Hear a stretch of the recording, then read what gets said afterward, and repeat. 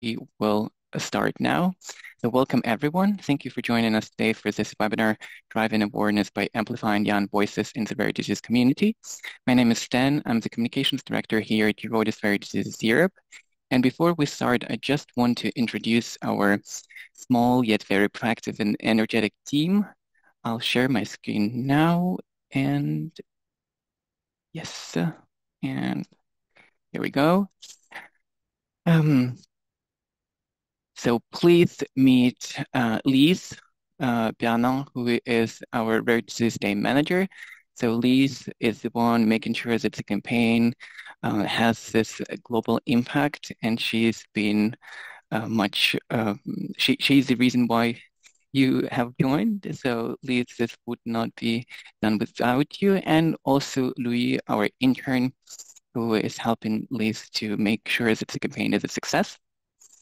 If you're attending this webinar, you most likely already know what Rare Disease Day is, but for those who need to refresh their memories, Rare Disease Day is observed on the last day of February each year since 2008 and is a globally coordinated movement on rare diseases working towards equity in social opportunity, healthcare, and access to diagnosis and therapies for people with rare diseases.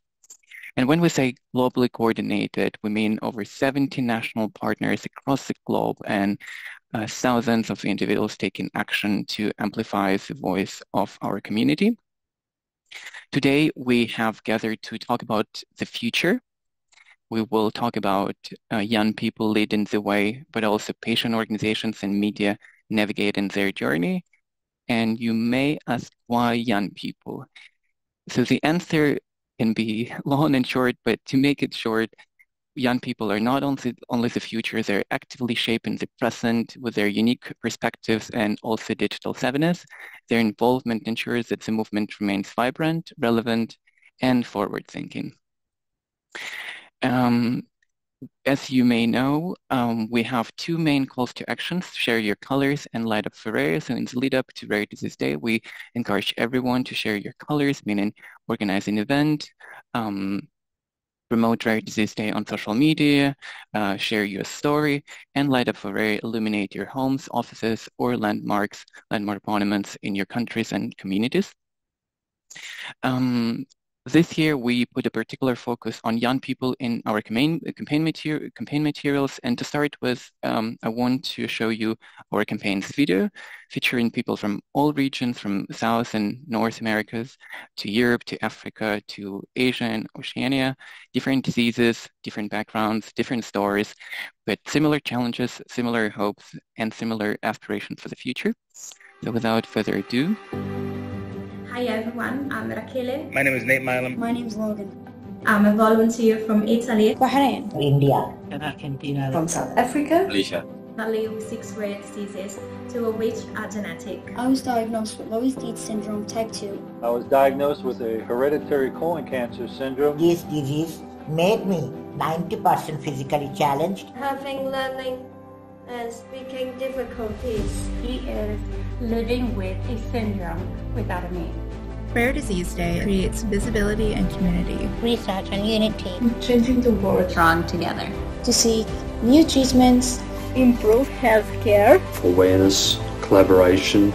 Equity and more inclusion. To create a better future for everybody.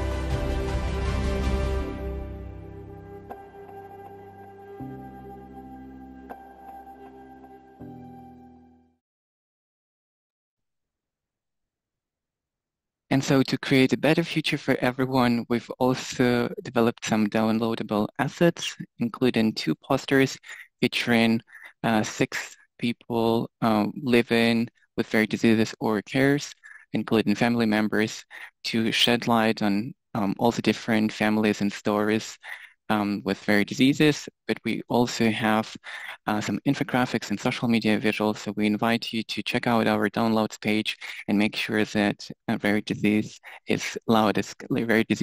are loud and clear. And now let's turn to an extraordinary group of individuals who are leading by example in the rare disease community. Please meet Nicola Miller, Marta Agucevica, and Sofia and Zainab, our young ambassadors. who will share their insights and experiences, highlighting the power of youth advocacy and the impact of collective effort in driving change. And just before we proceed, a few practical notes.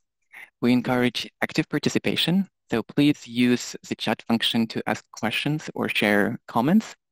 We will address this during the Q&A session at the end of the webinar.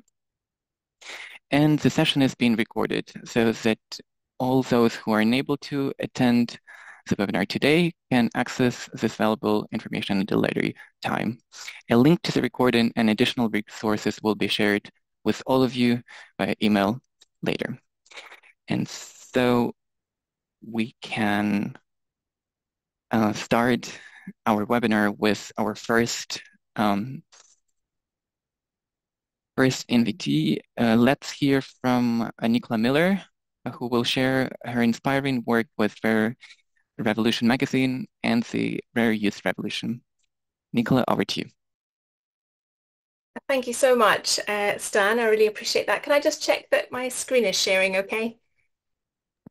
Wonderful. All good, Nicola.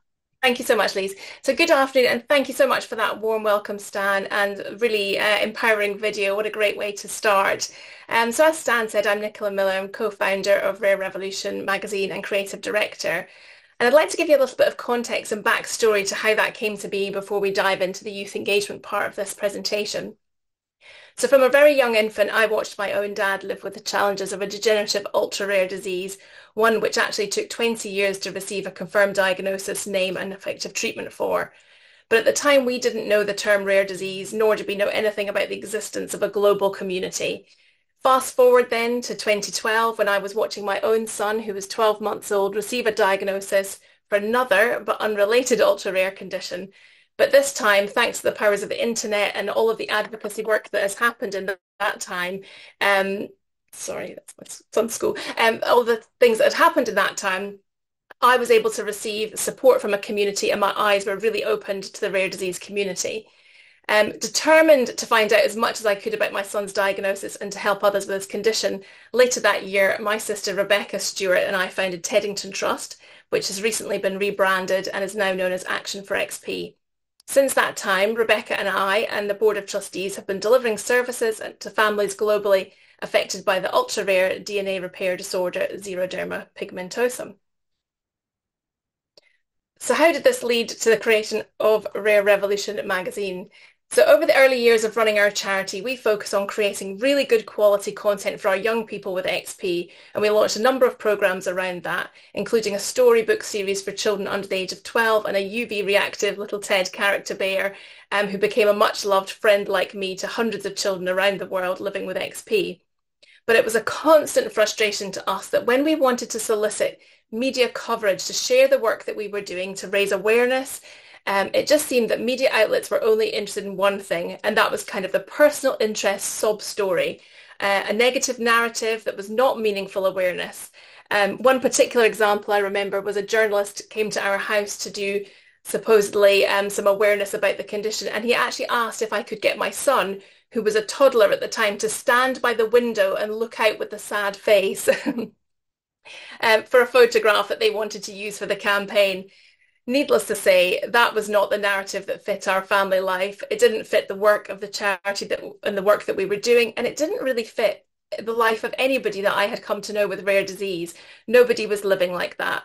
We didn't want pity. We wanted to spread the word about the condition, and we wanted people to find out ways that they could engage with the work that we were doing, and these platforms just were not giving us that.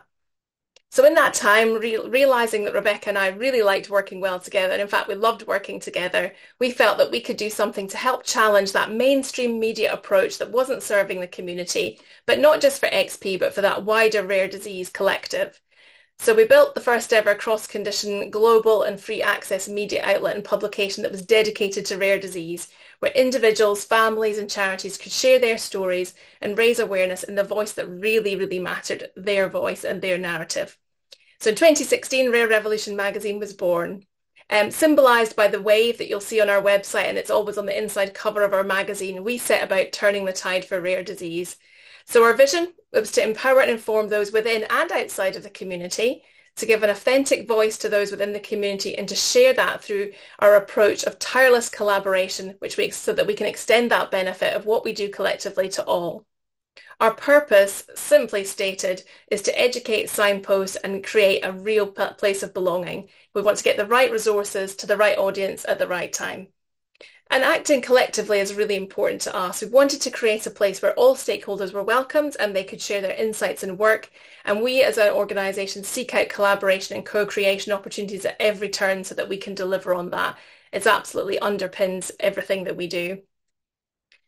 So it's often a surprise to many that we are, in fact, a very small team. We like to think that we're small but mighty. So Rebecca and I continue to drive the vision, but we're now joined on the journey with some incredible team who are not just individually talented, but collectively very skilled in living our purpose every day.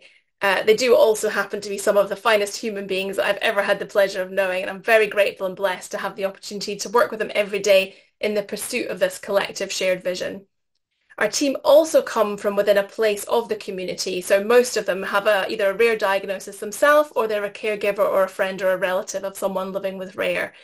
So that's really important to us, and it ensures that the optimum understanding, care and sensitivity is delivered in everything that we do. And I think it's a level of empathy that we bring to it that just wouldn't be possible if we weren't really from the community for the community.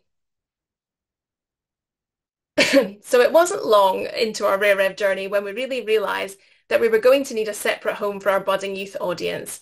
So obviously that brings us to really what we're talking about today. You know, it was very clear that the youth community shared the same desires to have their voices heard, and they were equally passionate about carving out a place to belong. So it was a really natural next step that the creation of Rare Youth Revolution.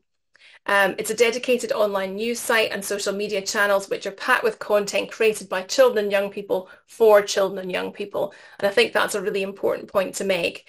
Rebecca and I were able to take some of the learning that we'd had from the youth resources we'd created through our charity and bring this to the work. But fundamentally, we knew that this had to be driven by young people.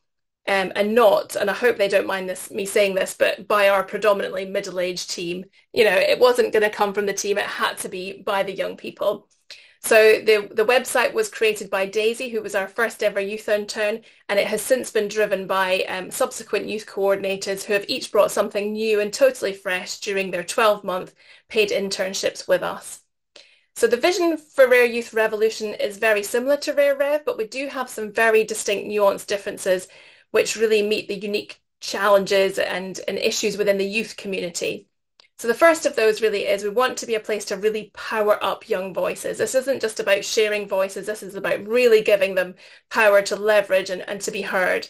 The second is that we wanted to play a part in the role of inspiring and upskilling the next generation of youth advocates, and I'm going to come to that in a bit as to why that's so important.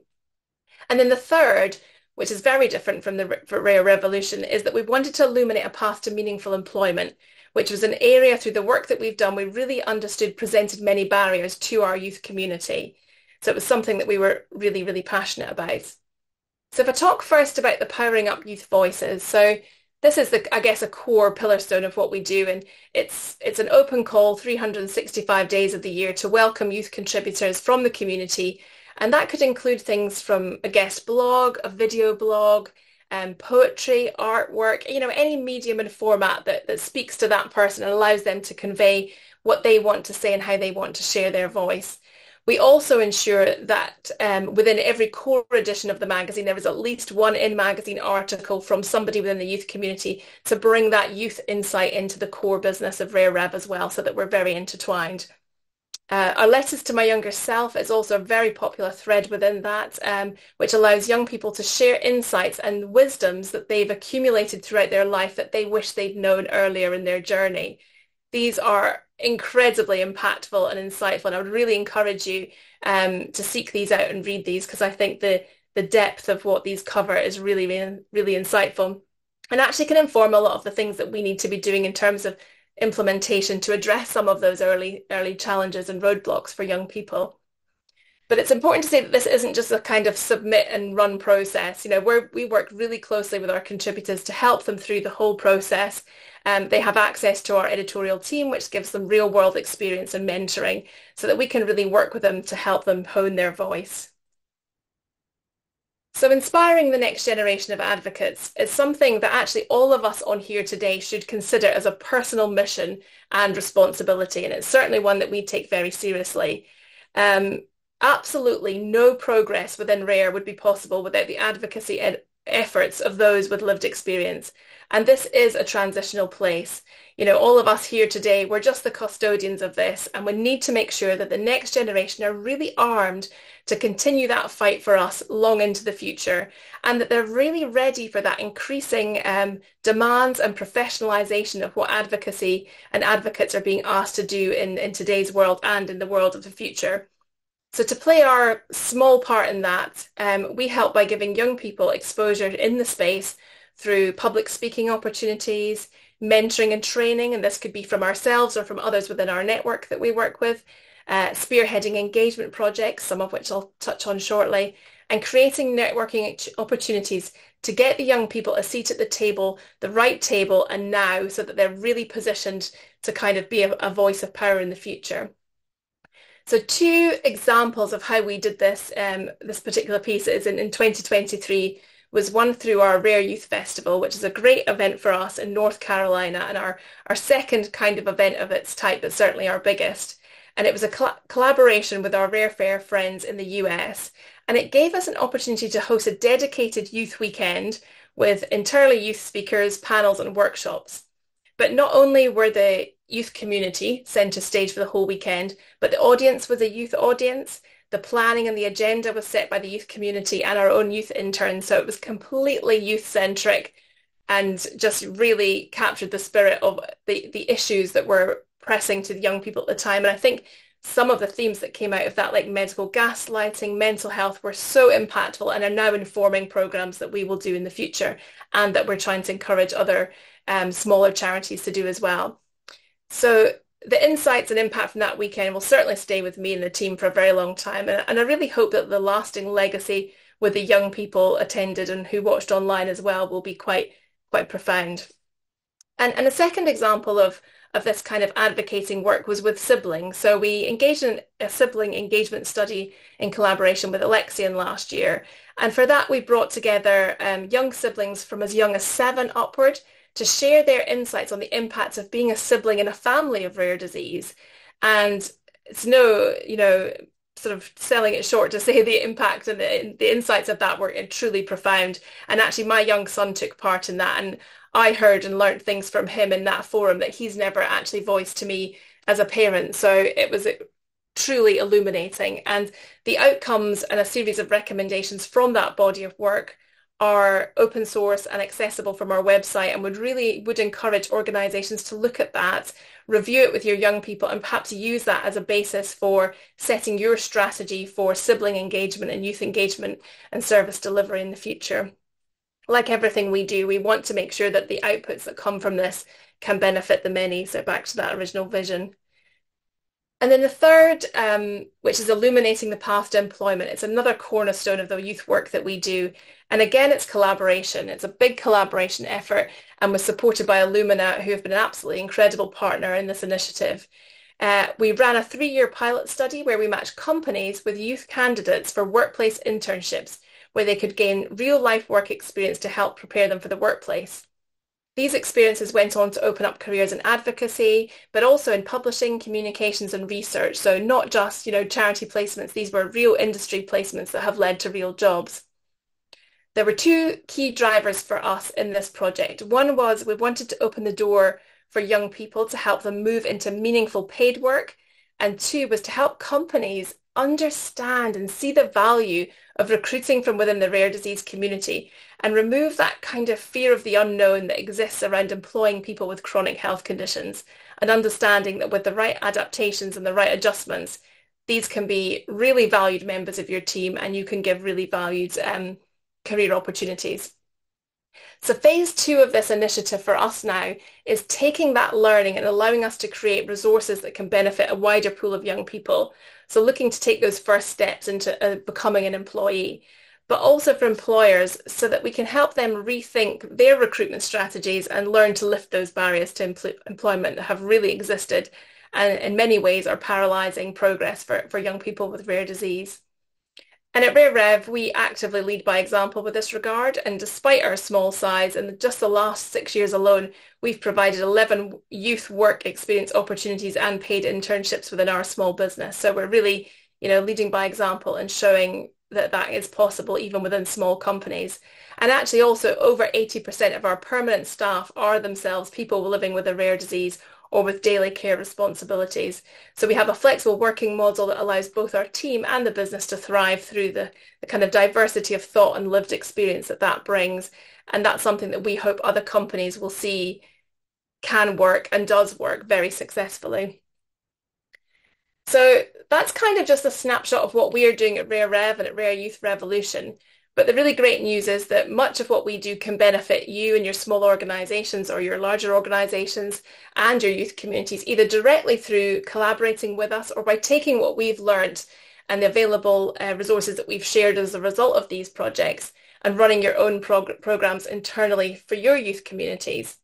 And this sort of slide here, it's some examples and some suggestions, but no means exhaustive, of the ways that you can power up your young voices to share out the young voices, to inspire the advocates of the future, and to pave the way for employment as three key principles.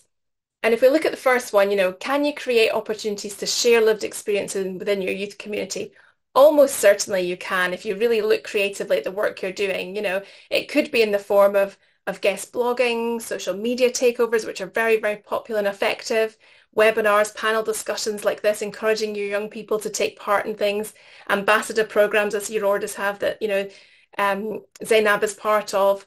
And some examples of things that we did there was, so for example, we have a thing called the Rare Talks video series, and that brings together young people with the same condition to discuss their varied experiences across life, treatment, education, work, relationships, and more.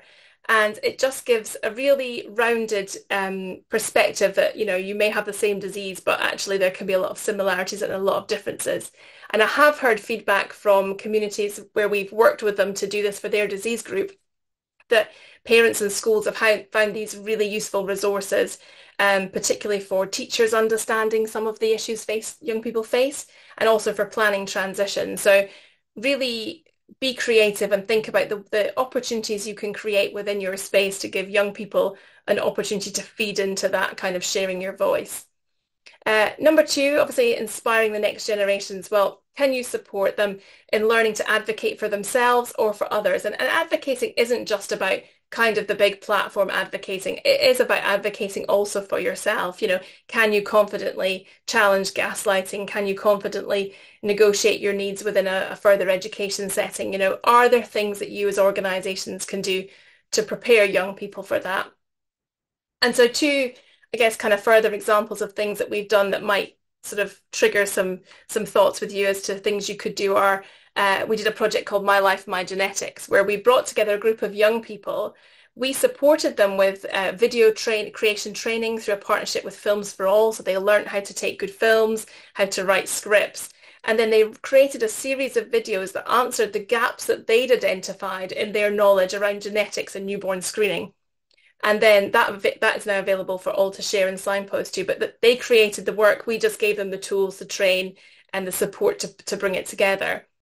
And then if I think about my Action for XP, kind of wearing that hat, which I'm still heavily involved in, we brought together some pre-teens and teens to discuss the challenges of living with XP.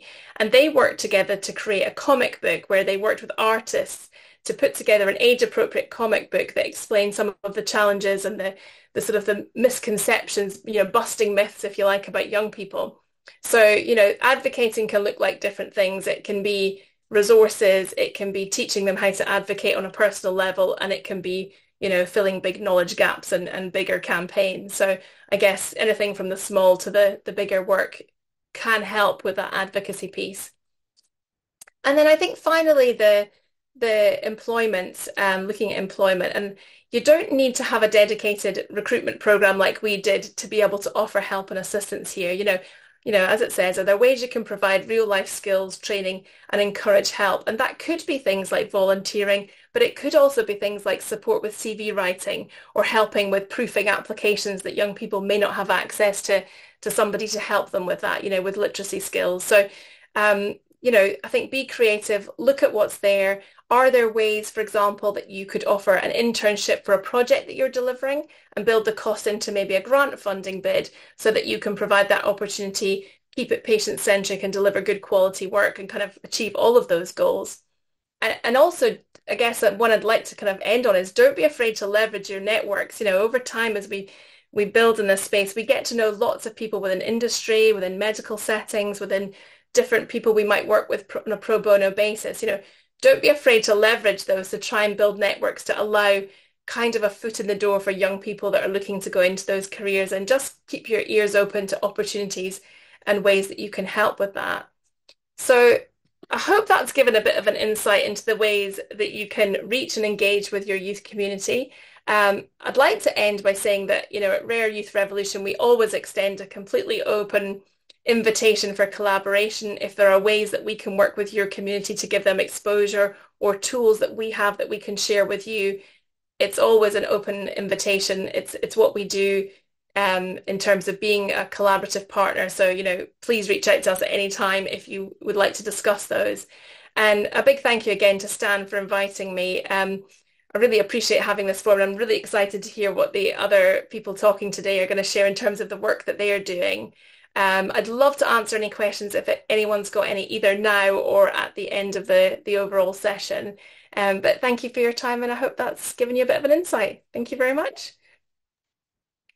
Thank you, Nicola, to you, Rebecca, and the entire team for your inspiring work, but also for placing the community's best interest into the heart of your mission. I'm sure you've given everyone plenty of food for thought regarding the different ways how to engage young people, and I'm sure there will be a lot of questions afterwards. But also, as you wrote this, I want to thank you for the partnerships that we have, and it's really a pleasure to see you driving and putting forward the interests of our community and making sure that the voice of our community is heard. Next, let's hear from Marta Autsevica from the Latvian National Alliance for Rare Diseases, where she plays a key role in shaping rare disease policy and also fostering international collaboration. So, Marta, over to you. Thank you. I hope that my presentation is on and you can see it. Yes? So, Liz asked me if I could share our experience in involving young people, especially I'm talking about more about our Rare Disease Day campaigns. So, Marta, I'm really sorry to interrupt you. I think there's a slight issue with the slides. They're not being displayed full screen. Okay, we'll try one more time.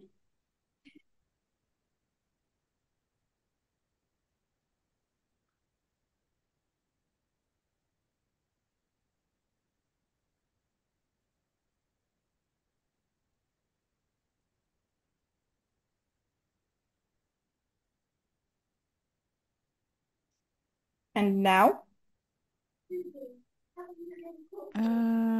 No, it doesn't seem, sorry, it doesn't seem to go full screen.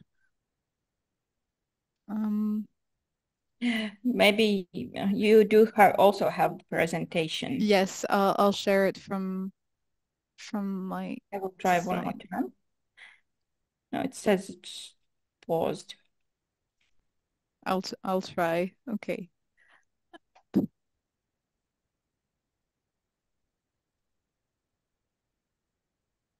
So yes, talking about our experience in involving young people. Yeah, we can go forward. So shortly about me, I am a project manager and I joined Latvian Alliance of Rare Diseases in 2022. I do have a bachelor in public relations and soon to be a master in healthcare management. I'm 33 years old. I consider myself as a young person still, and my DNA test says that I'm 100% Baltic. So yes, we can go further.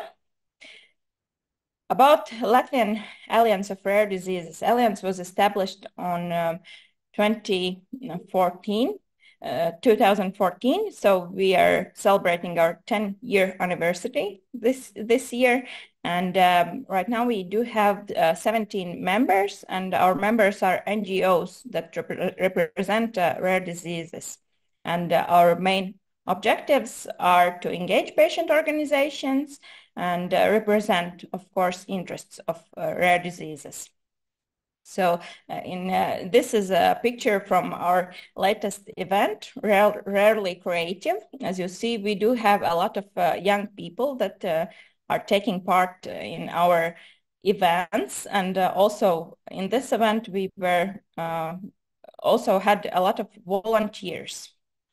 So further, as I said, you are as young as you feel, but World Health Organization defines youth as the age 15 to 24.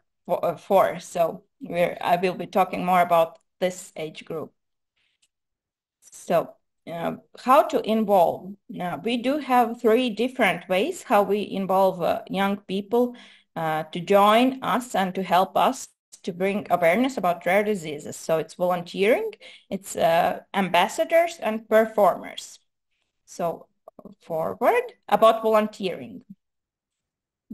Yes. So this is the picture from our photo shoot previous year. So and also we can go further. In those events, the tasks of volunteers is to do basically everything. They babysit if it is needed, because the parents can join their programs. Volunteers are responsible about creative workshops that we give to the children and to the youth, and of course participating in the event organization. If you need to cook something or make tea, that's what volunteers do. And always don't forget to ask, what can you do? And we can go further. The frame that we normally use, who are the persons that we ask to help us? Those are students. If you are planning to do something with, for example, healthcare checkups, medical students are perfect for that. So also always personal contacts and your children, for example, employees' children is a very good auditory for volunteering. And the hidden gem in volunteering is siblings and their friends. And they are a lot of our volunteers are siblings. And how do we contact them? We message the schools in case if we want to involve students. Of course, phone calls and text messages. And what do we give volunteers? We give them positive feedbacks to schools or workplaces, and that's a plus to their CV that they have volunteered in some kind of actions. Of course, cover expenses and a small gift from sponsors if those are your possibilities. And if we ask our volunteers, why do they want to become volunteers? They say that to have a better sense of what's going on in the world. Because when you volunteer in a specific community, you get a different look at your life as well. To have fun, to meet other people, to put smile on someone's faces, and it does change you as a person. And it's not about I have to, it's about I want to. Okay. So, and the next is ambassadors. You can see here are our 2 ambassadors. On the left is Patricia. She's a singer. And on the right is our this year's ambassador, Ruta Dvinska, which she is a voice in radio. And the task for ambassadors is to become the voice of community.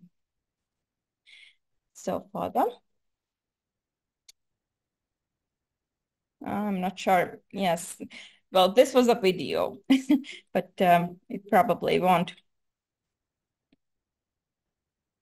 Yes, well, previous year, Patricia, the singer, she is a young person, and she was talking about the needs that our community, rare disease community needs. So as well, it all went to social media. She used her profiles, and we gained awareness in very different auditories. So yes, Father. Yes, and the frame, we speak to young, popular persons, TV talents, singers, artists, and social media influencers. That was the next video, I guess. So, and how do we contact them? Mainly, those are personal. That was the previous video. So yes, and we speak to them also through social media. And what do we give them in return? Of course, if it's possible, a gift from sponsors or flowers and tea time from us and publicity. And why do they want to become our ambassadors? They say that it is a social responsibility to talk about problems, and it does not cost anything, just my time. And about when do we start speaking to our ambassadors for Rare Disease Day campaign, which is in February, we start talking in November because they are busy and so that they can plan their time and we can get them engaged. Okay, Father. And the third is so-called performer. Maybe this video will also no.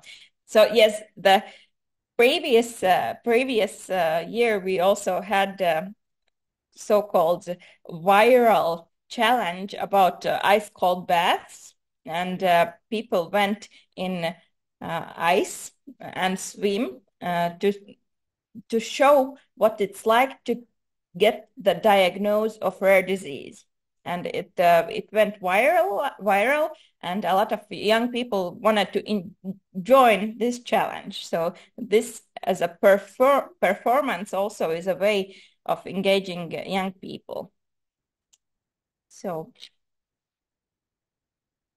and who do we invite to perform? So it's about other NGOs. Also, previous year we involved one of other NGO where persons take these cold baths. We speak also with social media influencers and schools, for example, like, ice cold bucket challenge there was, but we used is a ice cold bath. So also personal contacts and other NGOs. And we gave gift from sponsors and of course publicity both for them and for us. And if we ask them why did you involve? I can run and I can help others to do it. It was because we also took part in Riga Marathon, where also young people were helping rare disease patients to get to the end of the finish line of the marathon. And of course, I challenge others. And as well as the ambassadors, we start to talk with them as soon as possible in November. So, Father. And yes, the main thing is communication. And that's something I would like you to encourage. Don't be afraid to ask for support, especially if you think about popular persons and TV fame. So don't be afraid, because what is the worst thing that could happen? They could say no, but you asked. And what if they say yes? You can achieve much more. And the awareness what young people can give is much higher, especially in social media. So thank you.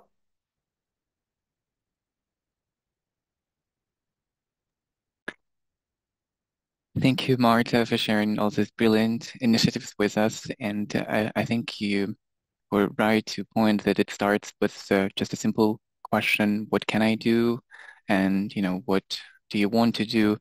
And it doesn't have to be something huge. Putting a smile on a child's face is already change. And starting, I like the quote, I changed myself, I changed the world. So if we all take a small action, we can change and better our community. Our next speaker is Zainab Alani, a Rare Disease Day Young Ambassador and a medical student in Glasgow. She is currently the president and co-founder, alongside her sister, of Rareware Glasgow, a society that raises awareness about rare diseases and their impact among students and how they can drive positive change. So Zainab, over to you now. Thank you very much, Stan. I've not got any slides. I've just got a photo to share. If I can just select it, just talk around. Let's hope this will let me speak around it. If not, I will just share it to Lise and she can share it while I'm talking. I think I might have to just share it to Lise. But in the meantime, I'll just start talking around what I was going to show. So as Stan introduced, I am Zainab. I am a third-year medical student at the University of Glasgow. But beyond all that, and much more importantly, I'm someone battling a rare condition called generalised myasthenia gravis. So some of you may have heard of myasthenia. I am fortunate that it is one of the more commonly discussed rare diseases. But myasthenia is a condition which basically means that whenever you want to move, your muscles really don't want to.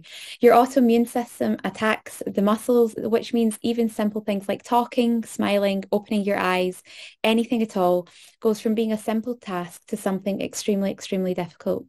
So right now you see me as someone who's smiling, talking, discussing their story, but that was not who I was back in 2019 when I received the life-changing diagnosis of myasthenia gravis. I was only 15 and it's all started when I couldn't watch the TV. It sounds so silly and so stupid, but I can open my eyes to keep my head up straight just to look ahead. My sister asked why I couldn't keep my head up straight, and I genuinely thought it was because I just finished my fourth year exams. And so in Scotland, that means I was about 15. I was stressed and I just put it down to that. But my family started noticing that I was no longer the person I was. I was tired by 10 o'clock in the morning after only an hour of being awake. I couldn't keep my eyes open past lunchtime, and suddenly my voice started to change. And I'm extremely fortunate that my mum is a GP, so that's a general doctor here in the UK. And she was the one who actually thought that I could have myasthenia. She suggested it to the GP, who immediately dismissed it. He said I was too young, there were too many symptoms going on, and there's no way that a 15-year-old could have myasthenia. So we waited and we took the advice and we went back home. But I was extremely lucky that my mum kept fighting my corner. We went back to A&E and there just was something not right. I wasn't speaking correctly. I sounded nasal and my eyes just wouldn't stay open. Right now, I can keep my eyes open and as normal, but I actually couldn't stay ahead to look at the doctor. I would see double. At times, I wouldn't be able to see anything at all. And my mum then said again to the neurology doctor, who should know all about myasthenia, I think my daughter could have myasthenia. And again, he said, no, I've never seen someone this age with myasthenia. It's too rare. She has too many symptoms going on right now. It's not myasthenia. So we were batted to and fro from so many specialties. I cannot mention how many, until finally a registrar in training who was much, much more junior in his training than the consultant said, you know what? I think you could be right. And I'm going to do this blood test. And it was only after I had head CTs, I had a needle in my spine because they thought I had meningitis. And I had so many scans. They told my parents they thought I had a brain tumour, all before they considered a rare disease diagnosis.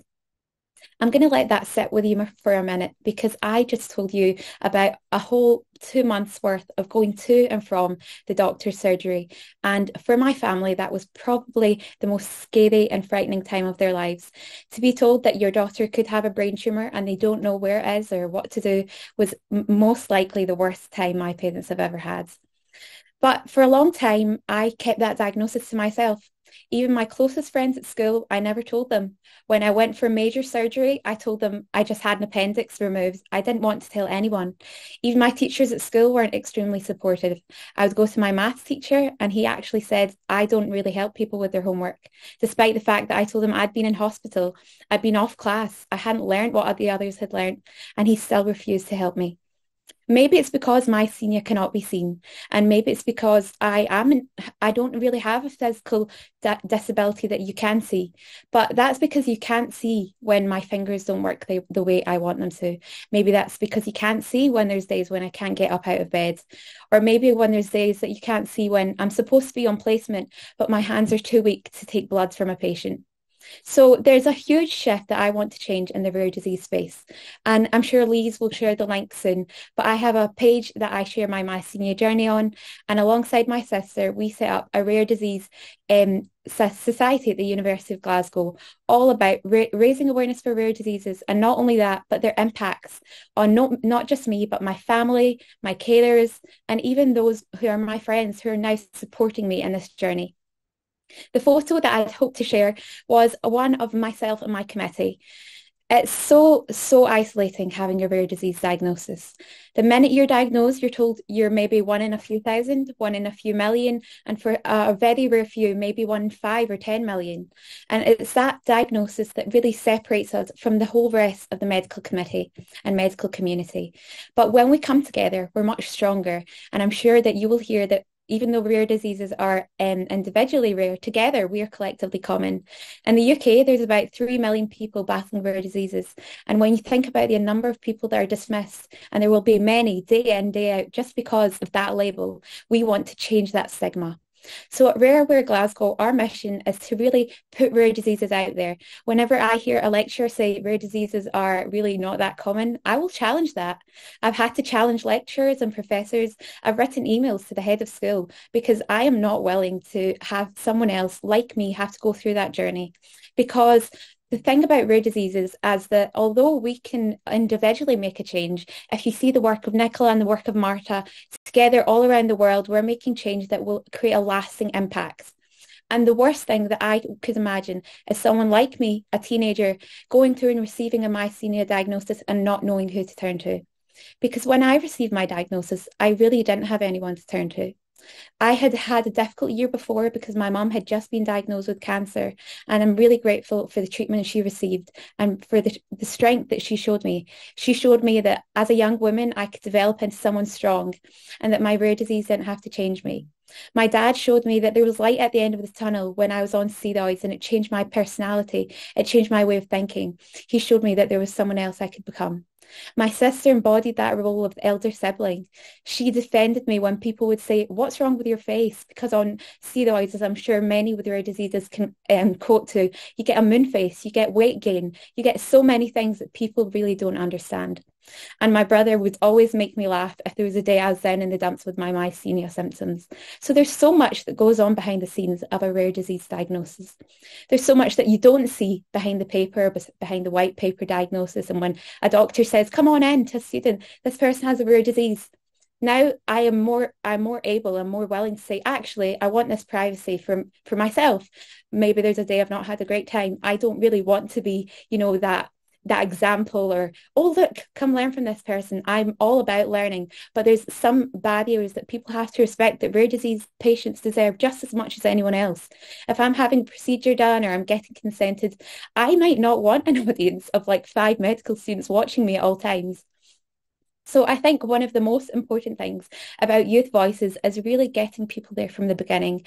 And I'm grateful to so many charities, Urordis, Rare Revolution, Medics for Rare Diseases, because it was really an essay competition that opened me to sharing my story. I was keeping it hidden, and I probably would have still kept it hidden if it wasn't for something that just pushed me to share my story.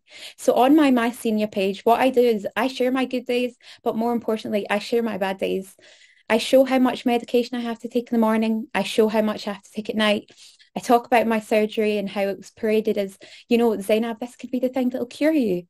But no one prepared me that maybe it wouldn't be the cure. Maybe it wouldn't be what would put me in remission. And that is what I show people.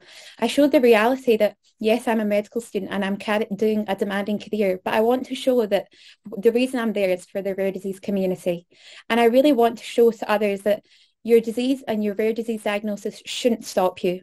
There are many, many things that stood in my way. But if it weren't for my family constantly proving me that, Zainab, you have this and you can do what you've always wanted to do, I might have been too scared, because the minute I received that diagnosis, I saw so many doors shut before me. I realized there were things I wouldn't be able to do. And yes, there was things that maybe I would have to give up, like skydiving, maybe in the future. If I'd ever wanted Botox, which wasn't my cup of tea, I've been told by my neurologist, you can't have Botox, Zainab, that's just out the window. So there's some things that, yes, I'll accept I'll never be able to do, but there's so much more that I can do now. I'm proud that I'm able to advocate for others. I'm proud to receive the messages that I do on social media. I recently received a message from a girl who is from Austria saying that she didn't know anyone with myasthenia, and she just found my page frantically searching for hashtag myasthenia gravis or generalized MG, things like that. And I'm really, really proud that I'm able to provide a voice and a platform for people with rare diseases. But it wouldn't be possible without people such as Lise and Stan and Louis and Nicola, who've enabled me and facilitated me to use that voice of mine to share my story on a platform that is willing to listen. And with attendees like yourself today, who are going to drive the change. It's not only healthcare professionals, but it's people in public who need to understand that rare diseases are more prevalent than you think. People who may be in the shops when it's like the sunflower lanyard scheme have to appreciate that not all disabilities are visible. And people in schools and staff and university teachers and career advisors have to appreciate that just because you have a diagnosis doesn't mean that it's the end of the world. Yes, it will mean many things will have to change, but it doesn't have to be that stop in the road. And that's what I really want to voice. Maybe there are some rare disease patients on here today. Maybe there's some parents, some carers. I just want to reinforce that young person voice and that person you've known before the diagnosis can come back.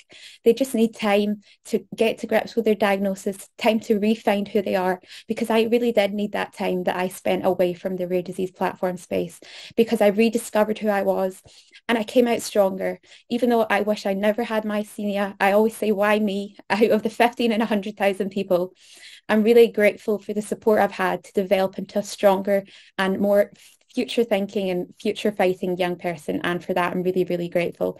And thank you for the platform today. And I hope you've enjoyed hearing my story. And if you want to share your story on Rare Aware Glasgow, we have a platform called Disease of the Week. And we also run what is called our Tuesday takeovers. You can send in a video, send in your story. We'd love to hear it. We want to share people's voices. And I think that's the most important part of being part of a community, is raising each other's voices up so that we can make a cumulative change. Thank you. Thank you very much, Dana, for sharing your story. And I understand that it's not necessarily easy to talk about your rare disease. So I appreciate you sharing it, but also setting an example for all of us. You've brought up a very important issue of isolation. And unfortunately, isolation is a feeling that is too common in our community. So I appreciate you bringing these up and why it is critically important to ensure that teenagers like you and in many other countries have a community where they can, where they're understood, but also where they can understand better their condition and what a life with their rare disease can be. So to all patient organizations who have joined us today, please know that there is Zainab in all the different countries. So please make sure to involve young patients and young patient advocates into your work, because there is a demand from their side. Last but not least, our last speaker could not join us today, but she has shared a recording. So please meet Sophia, our passionate young ambassador of Rare Disease Day and a co-founder and CEO of Honduran Liver Health Foundation. So Lise, handing over to you.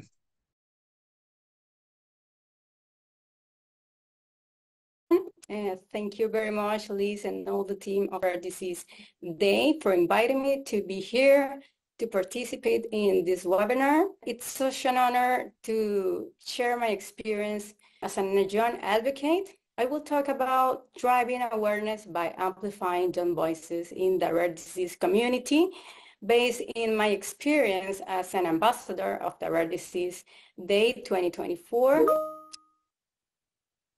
I would like to begin with this message. Youth has the power to transform society. And today, I want to share how you, as a young person, can make a difference. Challenges faced by young people with rare disease. Well, the first one is medical accessibility. Young individuals with rare disease often face challenges in accessing specialized medical care due to limited resources and the lack of expertise in their condition. For example, in my case, I have to leave my country looking for a diagnosis in Mexico, and then I have to move to Spain, where I currently live, and receive a treatment. And social stigma is another one. There is a significant social stigma surrounding rare diseases, leading to feelings of isolation and misunderstanding among young people dealing with these conditions. Mental health impact. The unique challenges of living with a rare disease can have a profound impact on the mental health and emotional well-being of young individuals. For example, in my case, having a purpose for life, for example, that foundation, it is a good alternative. Well, the importance of raising awareness. Medical research or raising awareness is crucial for driving and funding support towards medical research, focus on understanding and treating rare diseases. Advocacy effort, increased awareness leads to a stronger advocacy support aimed at influencing policies and ensuring better care for individuals with rare diseases and community support. Awareness fosters a sense of community support and understanding, which is vital for the mental and emotional well-being of those affected. And how to amplify young voices based in my experience, I think know your story is the first one, because before advocating for a cause, truly understand your own experience. Know the details of your rare disease and how it has impacted your life. This will enable you to communicate your story authentically and convincingly. The second is educate yourself and others. Research your disease and rare diseases in general. The more you know, the more effectively you can educate others. And build and support network. Connect with local or international organizations focusing on rare diseases. Establishing strong relationships will provide you with resources, guidance, and a sense of community. For example, in my case, I share my story through an interview, and we also can share our story social media. It's another good tool. So the important here is to highlight the positive side in these situations and give a message of empowerment to the youth. For example, I said an autoimmune disease or a rare liver disease was not an obstacle to fulfill my professional goals and support those who need it most. I recommend utilize social media because it's a powerful tool for raising awareness.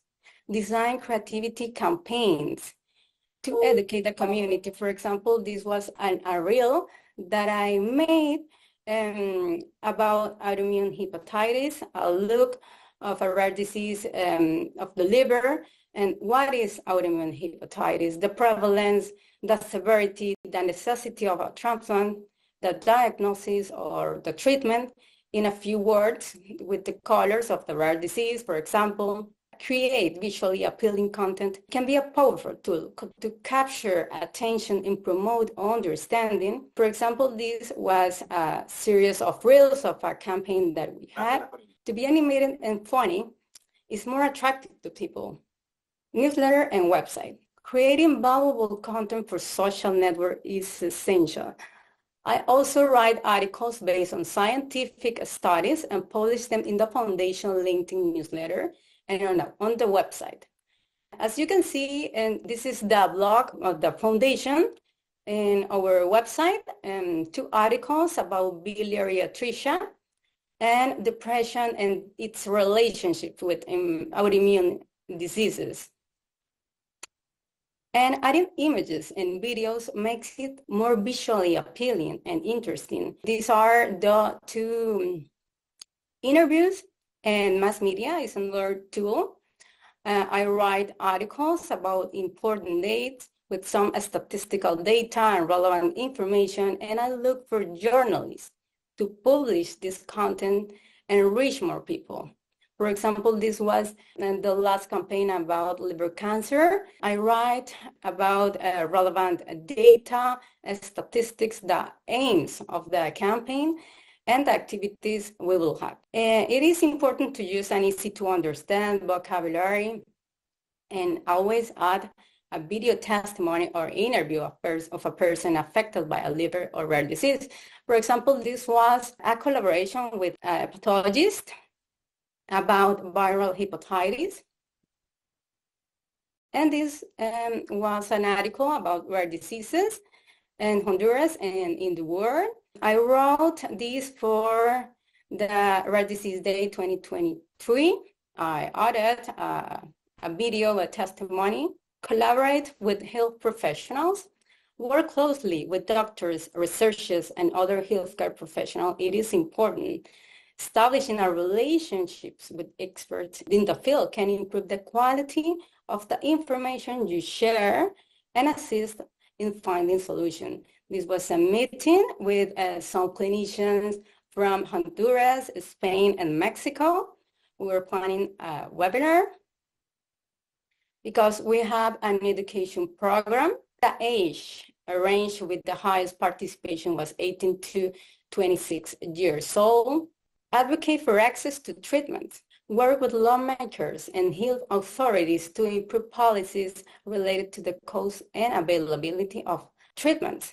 For example, in collaboration with all the members of the Honduran Network of Patient Association, REHAB, and BioReCAC Foundation, and by virtue of our common commitment to overcome regional challenges that hinder consistent access to quality, efficacy, and safe biotechnological medicines for all patients, we have created an essential forum to assess the supply of medicines in the Honduran public health systems.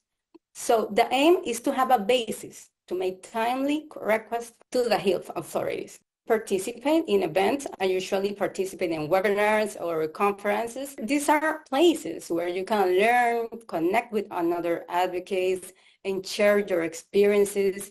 There are also opportunities to make your voice heard globally. Be a mentor for other youth. Inspiring others, people to join to the cause is essential. Be a mentor, share your experiences, and guide those who are starting. The multiplication of young voices will strengthen the global advocacy movement for rare diseases. For example, in my case, as a young advocate for the rare and liver disease community, I try to guide others younger than me to raise their voices and be change makers. Guiding them along the way to demand the fulfillment of their rights is essential. Likewise, it happens with adults who have a serious disease or one of their children, for example. They strengthen their self-confidence when they feel understood and accompanied on their journey. This little angel was the one who encouraged me to create the foundation. She had an biliary atresia and she needed a liver transplant. Her mom was younger than me and found a friend in me, and this is the good side in such difficult situations. So remember, effective advocacy involves constant commitment and clear communication. Your voice is valuable, and can make a difference. When I was selected as an ambassador of the Rare Disease Day 2024, I create a strategy about how to disseminate the youth message in a professional manner. The phase one is research and planning, and in-depth research is essential. Analyze data on rare diseases, global and regional statistics, and identify organizations and leaders in the field of rare diseases. Being an ambassador has been a great opportunity to promote even more this topic on my country. We also contacted the Minister of Health, the Director of Disability, and other stakeholders and decision makers. Our role is advocate for the protection of the right of those affected. So we want to promote the legal recognition of the National Day of Rare Diseases in Honduras and what consequently entails the creation of an appropriate legal framework to ensure equitable access to timely diagnosis, appropriate therapies, providing social protection in terms of disability, as well as respective registration. The phase two is content creation, impactful personal stories. So gather stories of young individuals affected by rare diseases. We create an awareness-raising action called Voices that inspire the fight against rare diseases with the stories of people telling their journey. They ask for a creation of a legal framework to guarantee the rights of rare diseases patients in Honduras. As we can see, these are videos and images in our social media. At phase 3 implementation, I made this video reel to launch the campaign and talk about the activities we will going to have, the webinars, the congress on social media. Phase 3 implementation, virtual event and webinars, organized live session with expert testimonials and Q&A sessions, use interactive platforms for audience engagement. And last Wednesday, we had our first webinar, share perspectives on rare diseases, strategies, challenges, and solutions from clinicians and patients. We had a gastroenterologist and a nephrologist, and 4 patients with diverse rare diseases. And we had a participation, almost 200 participants of all Latin America, Venezuela, Colombia, Honduras, Chile. And I am happy to share with you the first International Congress on Rare Diseases in Honduras, which took place on 7 and 8 March, with more than 15 topics about rare diseases.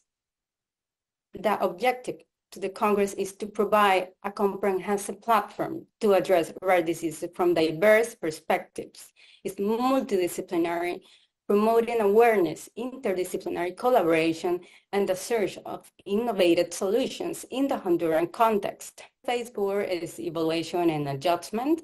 Monitoring and evaluation is an important phase.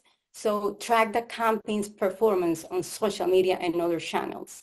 Measure the participation, awareness generated, and perceived impact. Surveys and feedback is important as well. Collect opinions and feedback from the audience. Adjust strategies based on received feedback. And phase 5, sustainability and collaboration at long term. Ongoing partnerships, establish long-term partnerships with organizations, educational institutions, and companies, and keep the conversation and awareness ongoing.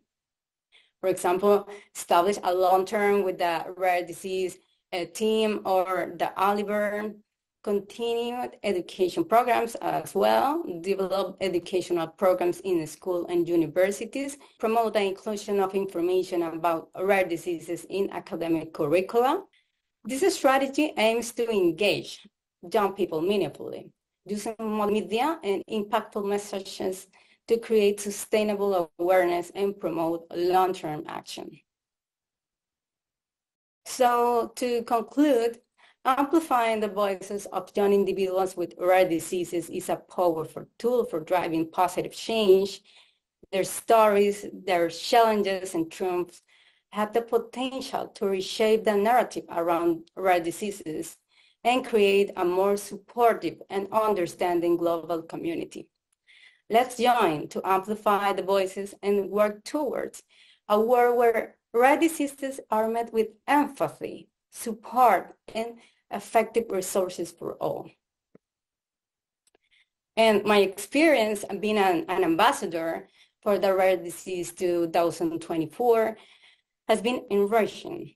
It has allowed me to meet people who do an extraordinary work on behalf of people with rare diseases, from doctors from different countries to leaders of patient associations. And it has also given me the opportunity to promote and make the issue visible in my country, Honduras, where it had never been talked about before. So it has also given me the opportunity to organize with my team the first Congress on Rare Diseases in Honduras. So distance is not a barrier.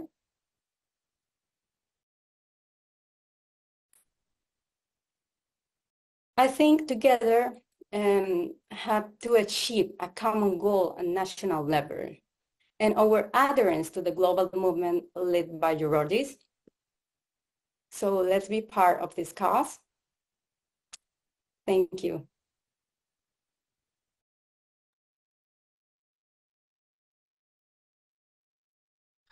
Well, even though Sophia is not connected, I just want to thank her for recording this video and sharing her experience. And we can also see the similarities and that no matter where you are, you can engage, and there are similar ways of engaging the community, be it in Honduras or in the UK or elsewhere, in Latvia or in any other country.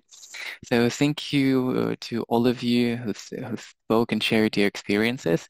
Now I will hand over to Liz for the Q&A session. Thank you, Stan. I'm just looking. I believe some of the questions were already answered. I'm just looking.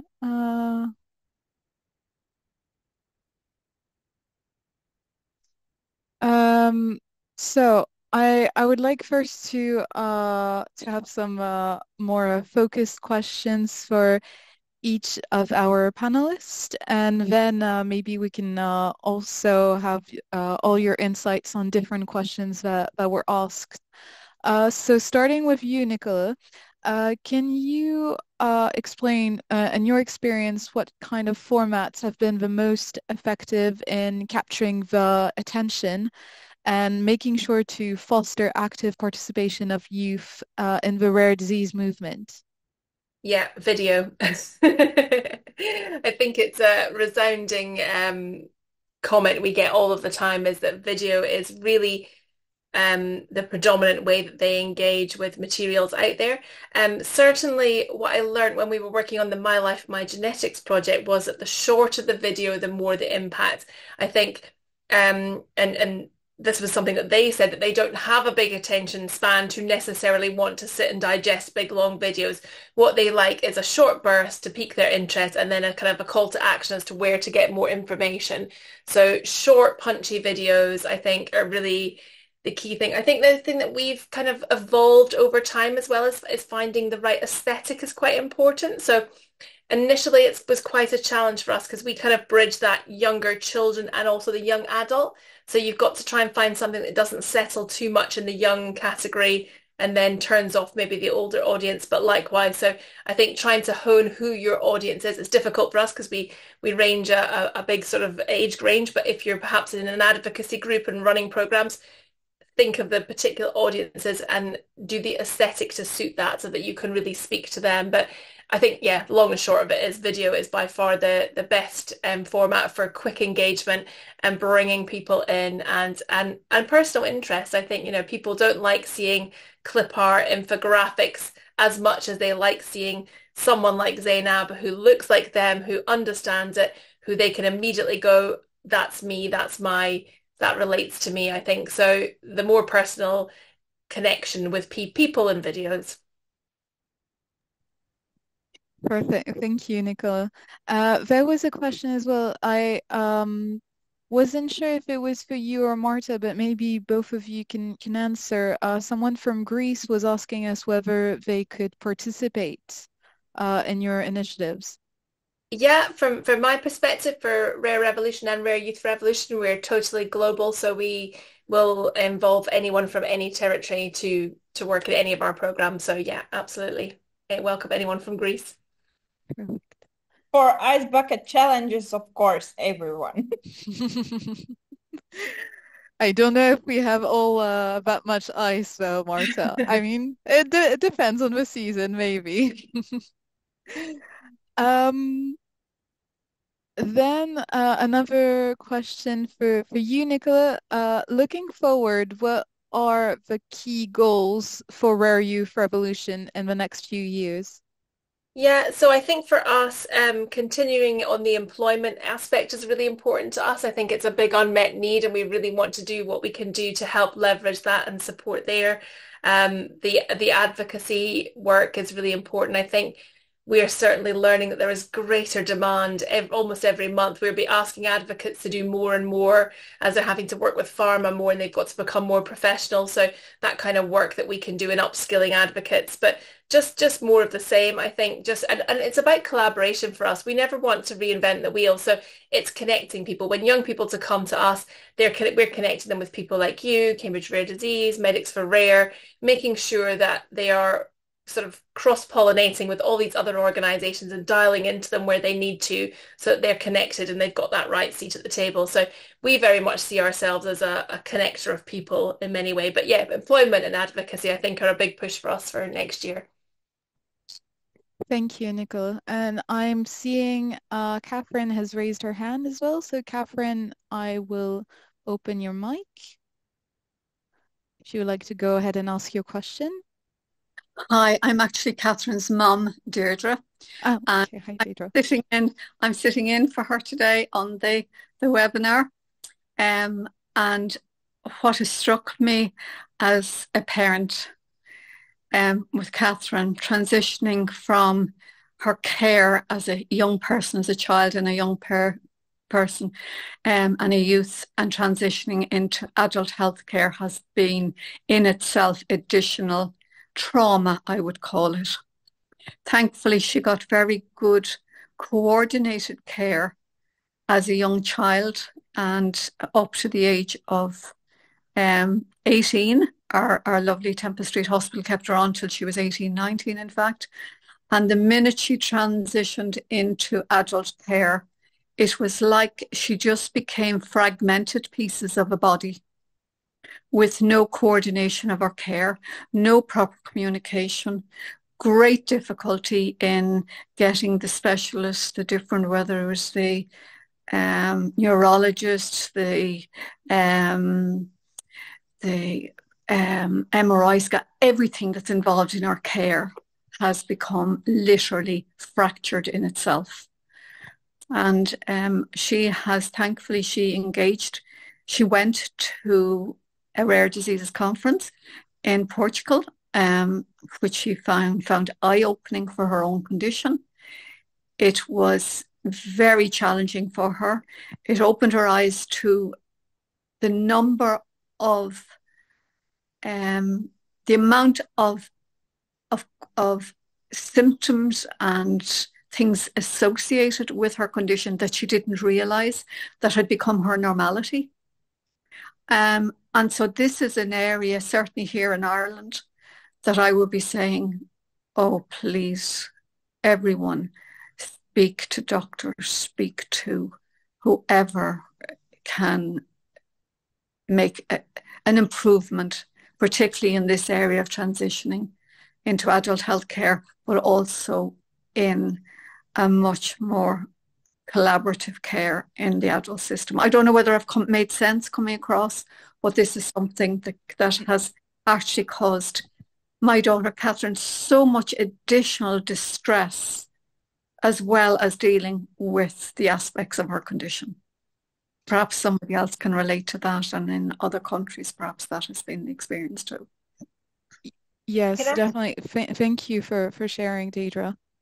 We did a workshop at the event that I mentioned in North Carolina, and I'm so pleased that you used the word trauma, because I think people don't actually appreciate the real depth of the problem here with this transition. And it's not just medical transition, it's all aspects of life transition. When we did that workshop, I was absolutely taken aback by some of the absolutely distressing and horrific sort of encounters that young people have been through. And it's certainly a project that we are working with. I know that Breaking Down Barriers have done some great work in terms of identifying the stages of transition, and we're certainly looking at some opportunities to try and collaborate with them, because I think it's a huge area that needs immediate address. And I really appreciate you sharing that, because I think trauma, we need to understand this is a very traumatic phase, and it is, people are falling through the net here. It's not just a buzzword transition. It's a real problem in rare disease. I was just going to echo what Nicola said, and I'm really sorry to hear that Catherine had to go through that, and that is something I can also attest to, because when I was diagnosed, I was 15, but it was 2 weeks before my 16th birthday. And you can imagine if someone's got a diagnosis that no one knew, and actually people had dismissed from the beginning, no one wanted to have the responsibility of my care. So I received my diagnosis in a pediatric ward, and 2 weeks later, when I was seeing a consultant, I was suddenly in the adult hospital. No one had told me, no one had prepared me. I just walked in and saw a whole new face. And I expected it's because the woman who accepted my diagnosis is the one that had actually said no from the beginning. But I was later told it's no, because you're actually part of adult care now. There's no transition, no letter, nothing at all to prepare me. So I've actually been part of some nice panels for the National Institute for Care and Excellence, and given quite a harsh reality alongside other young people about what it's like, because it's a horrible experience. You've got a rare disease and suddenly no one wants you on top of it. And to not know whether you're a child or you're an adult and you're transitioning between being a regular patient to a rare disease patient, that's a lot to deal with. So hopefully there will be change in years to come. But I'm just really sorry to hear that experience has been multiplied and echoed in Catherine's case. But hopefully with the work of the rare disease community, we'll be able to address that. Thank you both. And I think there's a lot of echoes as well in the chat, a lot of people facing similar experiences, and that's something that we definitely had exchanges on this transition that is, I think, globally not well handled, let's say. Actually, well, Zainab, stay with me, because I have a question for you from Heather. She's asking, when you arrived at med school, were you hesitant to discuss your diagnosis? And did you feel that you didn't want to talk about it, so you felt you would fit in more? Or did you start right at the beginning wanting to advocate? And she explained that the reason behind her question is the reaction of other young people with rare diseases that she knows. Thank you for the question, Heather. And I actually started advocating when I arrived, and there's a good reason behind that. As I mentioned, I kept my diagnosis between 4 people for almost 3 years, between me, my mum, my dad, my brother, my sister, and my healthcare professionals, and that was it. No one else beyond that knew about my diagnosis for quite a long time. And that was one of the really darkest times of my life. I had the most amazing support network, and I wouldn't have been able to navigate that part of my journey without my family. But to receive judgment from others for using disability services, and quite recently, I'll give you an example. I use a blue badge because I can't walk far distances with my senior. I have to park close to where I need to be. And an older lady actually got out of her car and started shaking her head at me, and then got back in her car. And if she was still walking on the street, I would have went up and told her. But that time in my life of having no one know what I was going through, just because you can't see it from the outset, was a really frightening and isolating time. So I thought as soon as I go into uni, I'm going to be open about my diagnosis. We hadn't yet set up Rareware by that time. That was initiated in 2022 and I started uni in the summer of 21. But I decided, you know what, I'm going to be open about it. So from Freshers Week, when I was out with my friends, when I was going out for dinner, I'd be open with my friends because I might take longer to finish a meal if my muscles are tired, if my jaw is weak. I might suddenly go quiet because I'm usually a chatty person, but if my facial muscles become weak, I can't keep talking. If I'm going for a film with friends, I'll tell them, look, I might get tired, I'm not sleeping, I just have ptosis, that's all. So I decided that I would be open.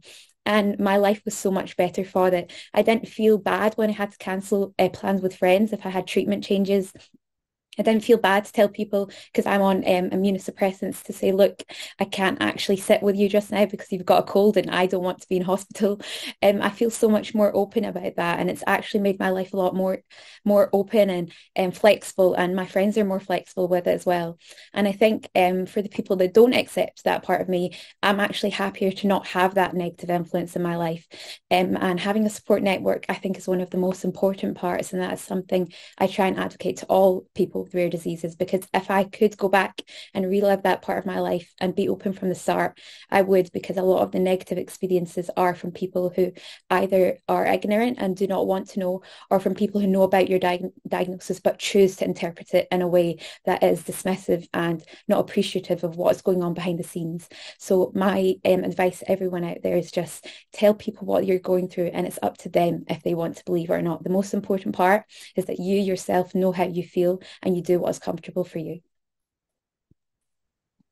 Thank you. Thank you for that answer, Zainab.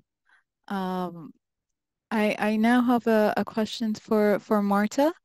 In your opinion, what are the main barriers to more directly involving young people in the work of rare disease patient organizations? Barriers, yes.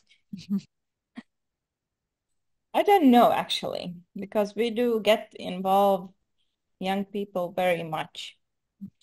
As I said, the main key is communication. You have to find the right communication channels and give the right carrots for participating in activities. No, but that's a good point. And just for our audience to know, I shared in the chat, but we will make sure to share the videos with you after this webinar. But there was a lot of very good involvement of young people in the last Rare Disease Day campaign and continuing in this Rare Disease Day campaign.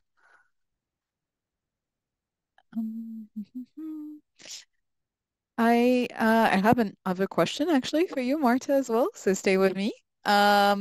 Regarding future initiatives, what projects or areas of focus is the Latvian Alliance for Rare Disease prioritizing to further support the rare disease community? Well, we are working very much. Latvia is lucky because we have a rare disease plan. So we are more in politics right now and in advocacy. And of course, one of our main events actually is happening on, as you may guess, on 29th of February. It's the first Latvian Rare Disease Day Forum, in which we also involve a lot of young people to be volunteers.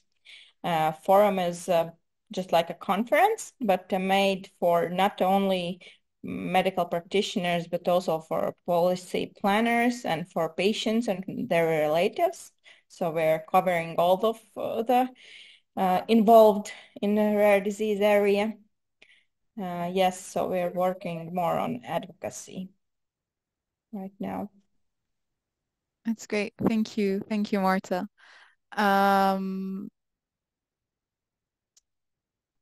Yes, Alan is pointing out as well the barriers in terms of medical speak and the use of jargon and abbreviations, yes, with healthcare professionals.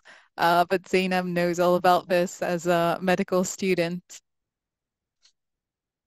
I an important note on that is whenever we're having lectures, and we had a lecture on myasthenia, and it was one slide with lots of medical jargon and all about the symptoms you have and bulbar weakness and all that. And I made a point of saying to my colleagues and to the lecturers that, you know, a rare disease is more than just one slide of jargon.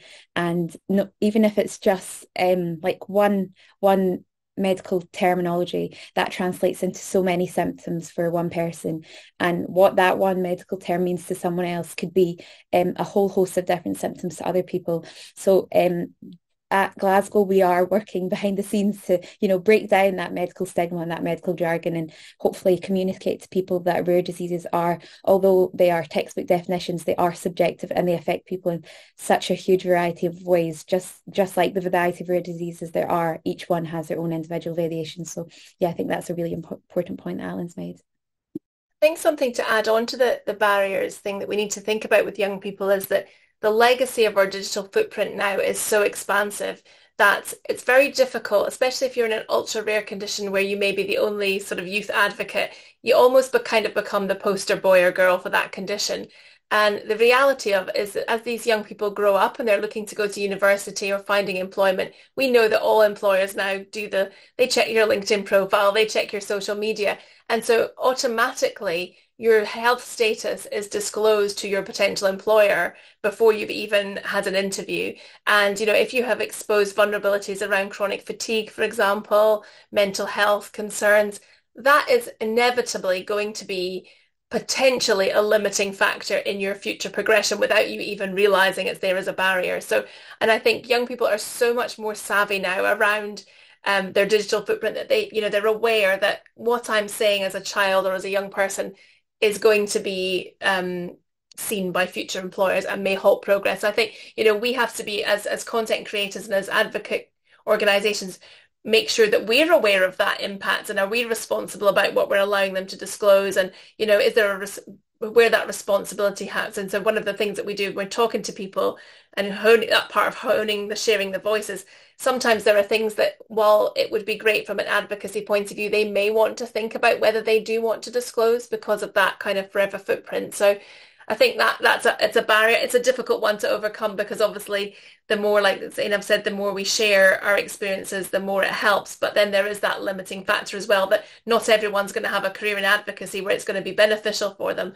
Some of them may go on to industries where that would be seen as a real negative and could be damaging to future prospects. So it's for sure it's a barrier, I think, with engaging young people in advocacy. Thank you both for sharing your insights.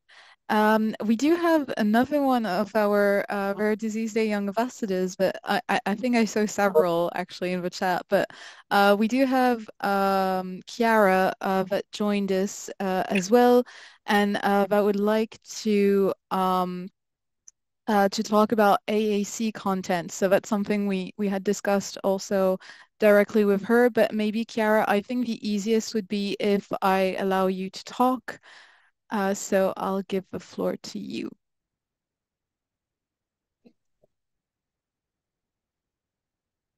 Can you hear me? Yes, we can hear you.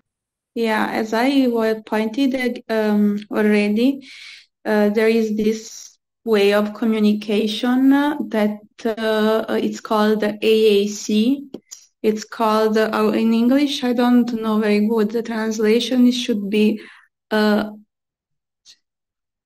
augmentative alternative communication. And it's what autistic people use, non-verbal people use, and it's a really, really inclusive communication. And I think that before raising awareness and communication to other people, we should also have inclusion in our community, and include in our communication, include those kind of people that I just said it. I think it's it. Thank you, Chiara. So I don't know if I can maybe add something here that Sure. there's an organisation in the UK called Cambridge Rare Disease Network, and they're actually working on a project at the moment that is looking at how to share the lived experience of non-verbal patients with rare disease. So I think maybe it's absolutely, it's a really, really important topic. And I think that, maybe take heart that there is some work happening in the background as to how we might all learn how to better address that issue, but certainly perhaps reach out to Cambridge Rare Disease Network, who might be able to tell you about some of the work they're doing here. Thank you, Nicola. And just in terms of general things, we are actively working, of course, on making all of our resources, including this webinar, more accessible. So of course, we will make sure that when we send you this recording, it will come with subtitles translated in as many languages as possible. As you're all aware, we are a global movement. Now, we are facing indeed some obstacles to make it accessible, but it is something that is, of course, at the core of what we're doing for Rare Disease Day, for the campaign. So we're actively trying to find better ways to enhance our approach. So I think that we don't have any more questions. So maybe we just give you or ask our speakers to, to give us a short phrase or, an inspiration or just a closing remark to leave our participants. And then I think we are ready to close. So Nicola, let's start with you maybe. Yeah, I think just maybe the closing mark for me would be that as anybody working in this space, take it your personal responsibility to create as many opportunities for as many people in as many ways as you can, and always have your kind of ear open to possibilities for networking, collaboration, and signposting, because that's the best way for us to have that real splinter effect of making a difference. No one of us can do it all, and always having an ear open and an open heart to collaboration is king. But yeah, that would be my thoughts. Thank you, Nicola. Marta?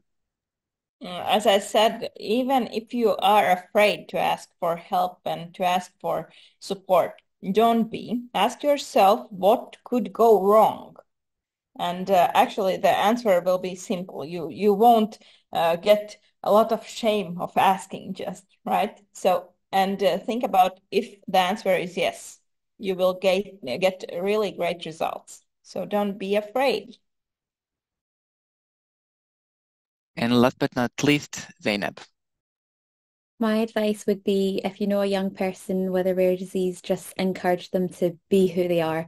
The worst part of having myasthenia was that I thought it had taken away who I was. And for a good chunk of what I remember at the start of my diagnosis, it did take away that part of me. And just support that person, support them to be the best person they can be, and support them back to the person they were, and maybe to even a better version of themselves. Because the rare disease doesn't have to rob who you are. It will take stuff away, but it will also give you new opportunities. And just never let go of the person you are, and don't let the rare disease take over your life, because you can always control what you want to do and be the person you are.